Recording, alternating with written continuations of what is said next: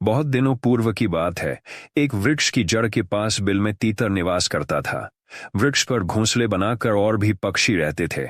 तीतर और अन्य पक्षियों में परस्पर बड़ा प्रेम था। सब मिलजुल कर रहते थे। संकट की घड़ी में एक दूसरे की सहायता करते थे। प्रभात होते ही सभी पक्षी भोजन की खोज में उड़ जाया करते थे और शाम होने पर फिर लौट आते थे। सवेरे और संध्या के समय वृक्ष पर बड़ी चहल पहल रहती थी, परंतु दिन में सन्नाटा छाया रहता था। तीतर भी प्रतिदिन सवेरे भोजन की खोज में उड़ जाता और शाम को फिर लौट आता था। वह बिल्कुल अकेला था। जब तक लौट कर नहीं आता था, उसका घर खाली पड़ा रहता था। एक दिन प्रातःकाल जब तीतर भोजन की खोज में निकला, तो एक स्थान पर उसे धान के कटे हुए खेत दिखाई पड़े। खेतों में बहुत से चावल के दाने इधर उधर बिखरे हुए पड़े थे। तीतर चावल के दानों को देखकर नीचे उतर पड़ा और बड़े प्रेम से बीन बीन कर खाने लगा। उसे समय की भी याद नहीं रही। चावल के दाने खत्म भी नहीं हो रहे थे, क्योंकि सभी खेतों में बिखरे हुए थे। तीतर पूरे दिन चावल के दानों को खाता रहा। शाम होने पर वह घर लौटकर नहीं गया, रात में खेत में ही रह गया। इसी तरह तीतर 4-5 दिनों तक चावल बीन बीन कर खाता रहा और बान का सौ में कारबर रात भी वहीं काटता रहा। 5-6 दिनों के बाद तीतर को अपने घर की याद आई। वह जब उड़कर अपने घर गया तो देखता है कि उसके घर में एक खरगोश जमा हुआ बैठा है। तीतर की अनुपस्थिति में घूमता घामता हुआ खरगोश वहां पहुंचा था। घर को खाली देखकर वह उसमें रहने लगा था।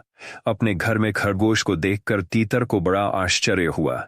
वह बोला, अजी मेरे घर में तुम कौन हो, निकलो बाहर। खरगोश ने उत्तर दिया, वाह, मैं बाहर क्यों निकलूं? यह घर तो मेरा है, घर तुम्हारा है। तीतर बोला, घर तुम्हारा है? तुम्हारा दिमाग तो नहीं खराब हो गया है? मैं अपने घर को नहीं पहचानता।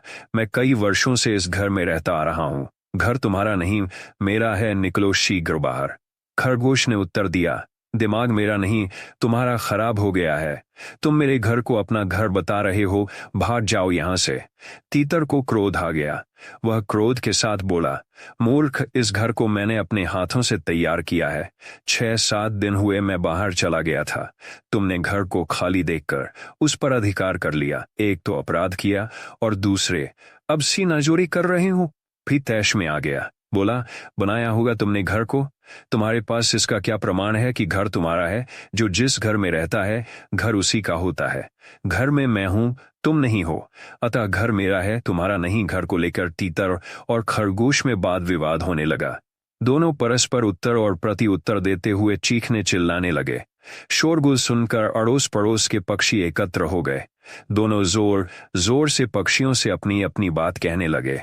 तीतर कहने लगा, मैं 5-6 दिनों के लिए घर से बाहर चला गया था।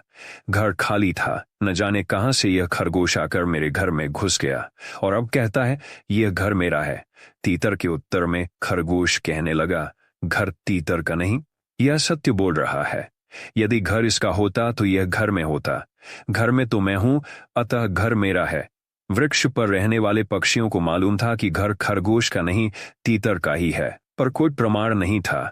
बिना प्रमाण के पक्षी कुछ निर्णय नहीं कर सकते। फलतः तीतर और खरगोश का वाद विवाद चलता ही रहा। जब कोई निर्णय नहीं हो सका तो तीतर और खरगोश ने निश्चय किया, झगड़े को निपटाने के लिए किसी को पंच बनाना चाहिए। परंतु पंच किसे बनाया जाए? दोनों पंच की खोज में चल पड़े। एक झोपड़ी के बाहर जंगली बिल्ला बैठा हुआ था। बिल्ले को देखकर दोनों आपस में बात करने लगे। बिल्ला बड़ा बुद्धिमान होता है। झगड़े को निपटाने के लिए में इसी को पंच बनाना चाहिए। पर बिल्ले को देखकर दोनों के मन में भय भी उत्पन्न हो गया था, क्योंकि बिल्ला उनका पुश्तैनी शत्रु था। बिल्ला बड़ा चतुर और धूर्त था। दोनों की बातें उसके कानों में पड़ गईं। वह ये समझ गया कि दोनों का आपस में कोई झगड़ा है और वे झगड़े को निपटाने के लिए मुझे पंच बनाना चाहते हैं, पर भय के कारण मेरे पास नहीं आ रहे हैं। अतः मुझे साधु का वेश धारण कर लेना चाहिए, जिससे दोनों के मन का भय दूर हो जाए। बिल्ला शीघ्र ही चंदन आदि लगाकर पैरों के बल खड़ा हो गया और हाथ में माला लेकर जपने लगा। तीतर और खरगोश बिल्ले को साधु के वेश में देखकर आश्चर्यचकित हो गए। दोनों एक दूसरे से कहने लगे, हम व्यर्थ ही बिल्ले से भयभीत हो रहे थे।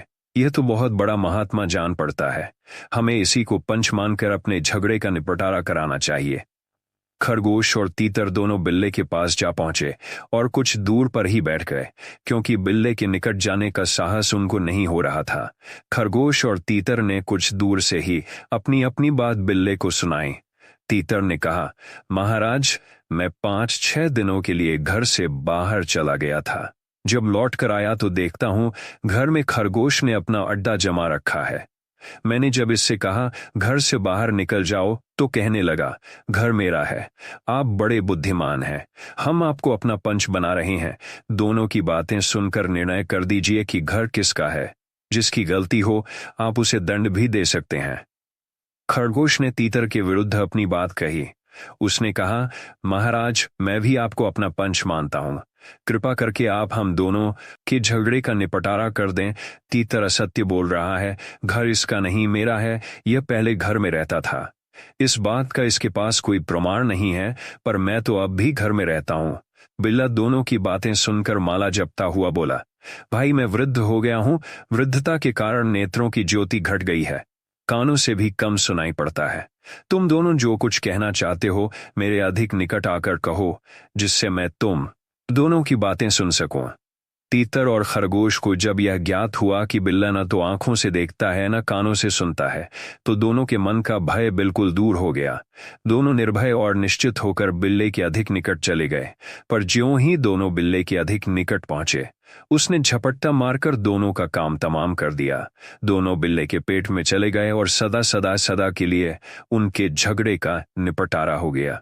कहानी से शिक्षा, झगड़े के निपटाने के लिए शत्रु के पास नहीं जाना चाहिए। पुश्तैनी शत्रु का विश्वास करने से धोखा खाना पड़ता है। धूर्त लोग बड़ी सरलता से सरल हृदय लोगों को कपट जाल में फंसा लिया करते हैं।